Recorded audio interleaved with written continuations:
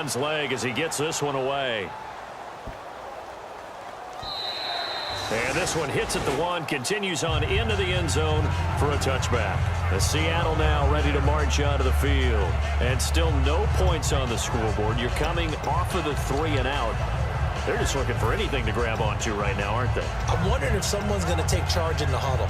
You know, we always look to the quarterback, but sometimes it's another player on the team, a star, a veteran, someone with some excitement and energy. It's like, all right, guys, let's shake things up and let's go, because they still have an opportunity to make things happen. Shake it off. Now he'll let it go on the run. Deep left side. He couldn't quite hold it. Got hit.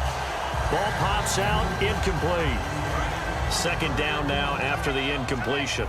Well, they went for the big play there, but that drop could really hurt their momentum. They come out with 1 back and 3 tight ends. And his throw's going to be incomplete. He was going for the tight end, Nick Vanette. And now it's 3rd down. It's always tough for the guys throwing the football when they think they've got a completion and the ball's almost there, and then someone sneaks a hand or two in and bats it away. Here we go. They'll look to throw here. He's going to get this one out to his fullback. It's a gain of 17, and it'll give him a first down. And they pick up a first down, and that came out of the fullback position. But as you and I both know, that doesn't necessarily mean that's a fullback playing in that spot. Well, times have changed, right? The old-school fullback doesn't really exist anymore. We're not getting that same player out of college. With all the spread offenses, not very many pro style, where you actually have a true fullback. We're having to make do in the NFL and put guys in that spot who emulate it but aren't necessarily that position.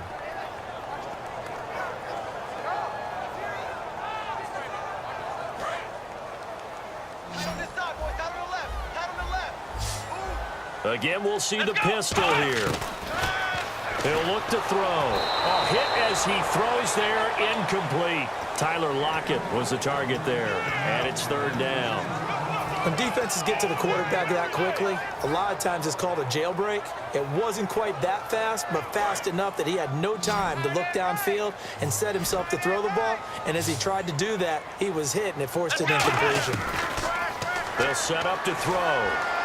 And able to find Graham, complete. And a gain there of 11 yards. And here comes play number 6 on this drive.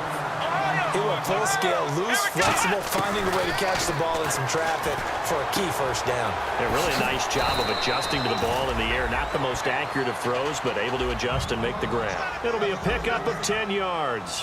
And that'll bring up a second in just about a few inches here. And no escaping this time as he'll go down. They got him for a sack. Mark Barron coming in from that outside linebacker spot to bury him for a loss of 7. From the midfield stripe, they'll look to throw. He's got time in the pocket. And pressure coming, and they got him once again. Robert Quinn in there to sack him, and that is 10 for him now on the year. Here's John Ryan now as he's on to punt for Seattle.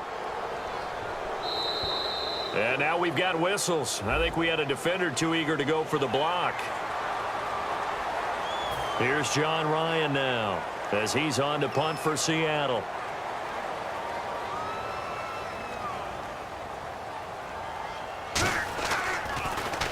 And he gets it away, a directional kick going toward the sideline. And this will depend on the spot as it sails out of bounds. And they'll say it sailed out at the 10-yard line. The Rams offense now making their way out to take over. They got the lead. Last time had to punt it, though. What's the key to this drive? I think it's leverage. The big guys up front. You know the motivational speech on the sideline is, guys, give us an opportunity. Protect the passer, create space for our runners, and let's go ahead and get these guys. Low man wins. Let's go do it on this drive. We'll watch that leverage on this drive. Give him 3 yards, and now they're left needing a conversion here on 3rd and 6. Well, so many times we look at a short run and we praise the offense for trying to set the tempo and establish things, but the defensive guys, they just won the battle there. It wasn't a big run given up. They don't always have to absorb the body blows. Sometimes they dish them out themselves. And the offense lining up 1st and 10. 2 minutes to go here in the first half. Back to CenturyLink Field after this. Now a first down throw. Gone. And he was hit as he threw it there, and it forces it incomplete. The good signal callers would never go back in the huddle and play the blame game because they need those guys to protect him. But on that last one, his offensive line, they lost their leverage very quickly, and that's why they were able to get to him and hit him as he tried to throw the football and force an incompletion. That's complete to his tight end. This is Lance Kendricks. No gain that time on the completion, and it'll be third down. Got to give credit where it's due. Really nice defense on that play. The pitch and catch was successful, but not any run after it. They'll run it now out of the gun. And they will stop. And now the Seahawks are going to call another timeout. So that means they're down to one remaining here as we head toward halftime.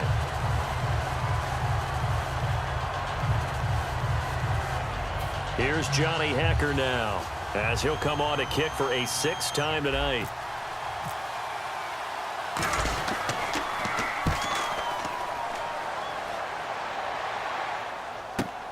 This is taken at the 15. A beautiful fake.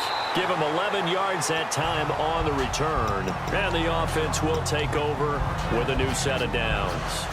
And Seattle now ready to march out of the field. And last time out they had to punt the football away. Anything positive possibly to take from that? There always is when you're punting the football away. It doesn't sound like it because you're giving it up. But you've avoided a mistake. At least you didn't turn it over. You didn't turn it over, right? You're giving your defense a chance because you're punting the ball away and they're set to go on the field as opposed to sudden change after a turnover. Wow, now we got to go out there and stop people. So, yeah, there's always something positive to be gained from it. Let's go! Fifth round! Back to the ground on first. Again, it's Rawls. And that play went nowhere. Losing yardage. It'll be back at the 36. They tried to run the counter, just that the defense wasn't fooled. And when they're not fooled, you see the end result because what you're doing there, you mentioned the counter. You're using your offensive linemen sometimes to pull or move to influence the defensive front to go in that direction and create the space back in the other side and block it appropriately. But you're exactly right. Didn't move him, sat there waiting for him and made the play. Looking to speed things up here, going with some tempo. Out of the gun now on third down. And he finds Jimmy Graham. And he's got the first down yardage as he takes it down to the 49. Would it be safe to say that as precise as routes are supposed to be run in the NFL, maybe they're not quite as precise in college ball? That's accurate, yeah. And I think we saw a college route in the NFL there. Just find the soft spot, find the dead zone, and find the first down. And that's what he just did. We know it's not an easy job to go out and catch passes when people are trying to tackle you and knock the ball away. But the bottom line is, that's a pass he's got to have and a pass he should have caught. Now they set up the screen. That's complete.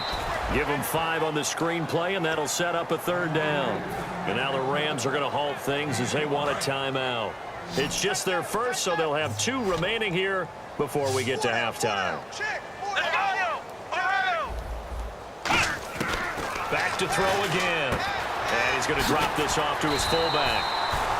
Now whistles come in. We're going to get a timeout here by the offense. And the Rams are going to go ahead and take another timeout. So as they take it over, we step aside.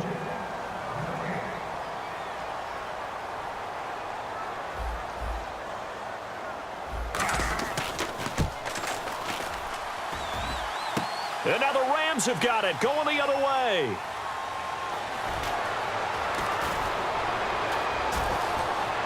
And some room to work.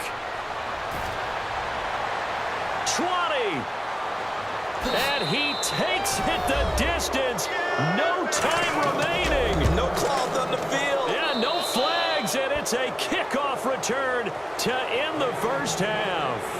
So we come upon halftime with our score 14-0 as we will send you eastward to Orlando and Larry Ridley. He's standing by with our EA Sports halftime report. Take it away, Larry. Tyler Lockett now with the return. And nice work on the return as they'll start their drive just past the 30-yard line. As Seattle now ready to march out of the field. They come out here with a 0 on the scoreboard. What was said in that locker room? That's what I want to know. I would love to have been in there because we often have the feeling that there's a lot of shouting, screaming, people upset. but typically halftime locker rooms are a lot more clinical than that.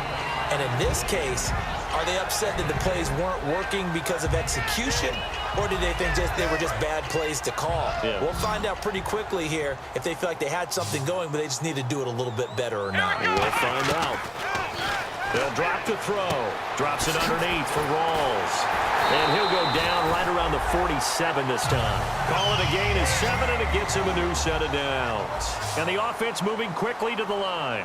It appears they found something that's working, and they keep going back to it. I guess you can actually say he has the hot hands now, doesn't he? Yeah, well, it's one thing to hit your guy out of the backfield once, hit him a couple of times. Yeah, you're right. Maybe they're onto something. And I think a lot of that is simply if you get it to him in space, more times than not, he's going to get more yardage than you expect out of each play. Going to Rawls on the dump-off. And he'll go down at the 28. Give him 2 yards on that play, and that'll bring up 2nd down. And they're going to hurry back to the line now. I'm going to show my age here a little bit. We used to talk about running backs catching the ball as safety valves. Nowadays, they're a big part of the passing offense. Quit acting like you're so old. You're only 65. So a 2nd down incompletion now brings up 3rd down. They'll look to throw again. He's just going to dump this one off to his fullback out of the backfield. And brought down, but the juke, the very nice juke, gives him the 1st down yardage there. And they're going to speed things up here. I think the good offensive coordinators in the league now are looking at the fullback position and finding the right guys to hide in that spot and increase their passing game, as we just saw there. How about the run after catch? Racked him. Well, yeah, whether it's a true fullback, a tight end, you put in the fullback spot, you know they're going to be tough to bring down if you can get them the football in the passing game. Marcel Reese is fullback, the intended target, and it's 2nd down. Good job by the O-line. Quarterback had time to go through his checks. That's one you need to take advantage of. A perfect situation, and they're unable to take advantage of it. When you have that much time to scan the field, you have to find an open receiver. Back to throw now on 2nd and 10. This will be caught just inside the 10. It's a good gain of 11, sets him up 1st and goal. And now it looks like they're going to be in the hurry-up. That was a nicely run slant route, and what the receiver's trying to do is make the defender think he's going upfield for a deeper route, and then breaks it off, usually after about 3 to 4 steps, and cuts towards the middle of the field. And now what he's trying to do is use his body to keep the defender away from the football and give the quarterback a really nice target. They'll stick with the passing game as he looks to throw. And he will score. Touchdown, Seattle.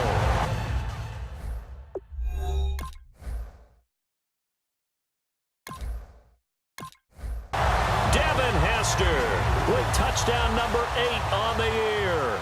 And the Seahawks able to make this a close game again. And that one makes it 14-7. This game back within a touchdown now as the kickoff's away. This will be taken in at the 1. Now a hit and a loose football. And the Seahawks have picked it up. And they'll be at the 18-yard line. Great field position here in the red zone. The Seattle now ready to march onto the field. And that last drive, a long drive, but not just that. They had a great air attack going. Did they stick with that? I would think that they would, because if they were confident enough to do it on the last drive, starting backed up in their own territory, why would you change anything? They've got to be confident about what they're presenting and continue to do so. Yeah, because the secondary, they really looked clueless. And that was amazing because that drive went and went, no adjustments, and no big plays by the defense to knock the ball away. Now a shotgun snap and he fires one that's intercepted. A great read, and it's picked off. And a big turnover there as his guys will get the football back. Now the Rams offense, they work their way back on the field. They're out in front. Last time they had to punt it away. We'll see if they can add to their lead now. They don't want to go out and punt it away again. This team now wants to get a cushion, put people away. They want to run their offense and have it end up in the end zone. And at his size, he's a smaller back. You can get him to football. He can kind of get lost, make someone miss. It's good for him. Yeah, it's great for him.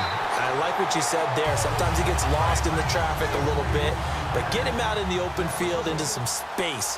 That plays to his strengths the best and keeps him out of it where all the big boys are, you know, make someone miss in the open field. Here's the option going right. And he's brought down after a